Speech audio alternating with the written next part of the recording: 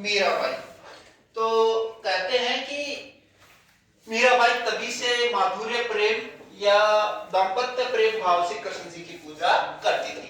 अब कहते हैं मीराबाई थोड़ी सी बड़ी हुई, 1498 में उनका जन्म हुआ था और वो बड़ी हो गई, 15-16 साल की हो गई। तो कहते हैं 1516 ईस्वी के अंदर, 1516 ईस्वी में महाराणा सांगा के सबसे बड़े पुत्र भोजराज से उनका विवाह हो गया। अब विवाह हो गया, लेकिन भोजराज भी उनके भक्ति भाव में साथ देते थे, महाराणा सांगा भी उनकी भक्ति भाव में साथ देते थे।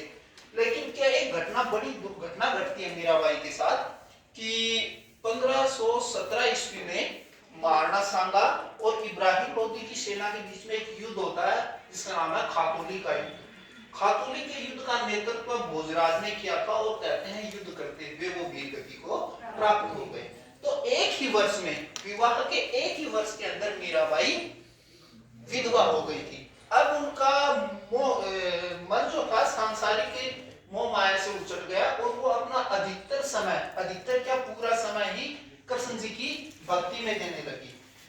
जब तक महाराणा सांगा जिंदा थे तब तक तो मीराबाई को कोई दुख परेशानी नहीं हुई, वो अपनी भक्ति भाव आराम से करती रही, उनको कोई भी दिक्कत नहीं आई। लेकिन महाराणा सांगा की मृत्यु के बाद में रतन सिंह मेवाड़ के शासक बने। रतन सिंह के समय में ज्यादा कोई प्रॉब्लम नहीं आई, लेकिन रतन सिंह की मृत्यु हो गई थी 1531 ईस्वी में, और 1531 ईस्वी में मेवाड़ के महाराणा बने विक्रमादित्य।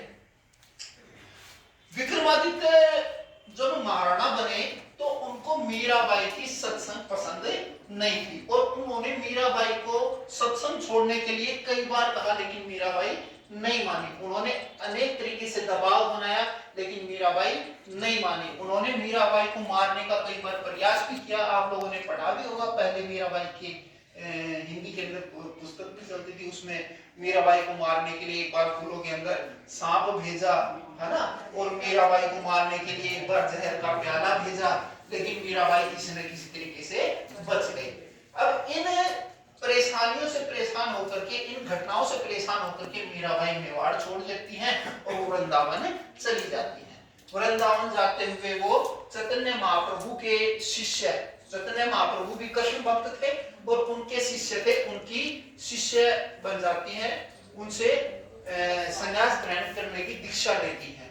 अच्छा, उसके बाद में विक्रमादित्य के बाद में महाराणा उदय सिंह बने थे मेवाड़ के शासक। उन्होंने मीराबाई को कई बार चित्तौड़ लाने का प्रयास किया, लेकिन मीराबाई नहीं आई। एक बार उदय सिंह ने उनको लाने के लिए दबाव डाला और खुद गए थे वहां पर। तो गए थे मीराबाई गुजरात के डाकोर नामक स्थान पर रणछोड़ दास जी के मंदिर में भजन भाव करती करती कुंडली में लीन हो गई। इस प्रकार मीराबाई ने कृष्ण भक्ति को अपने भारत में और राजस्थान के अंदर प्रमुख स्थान दिलाया।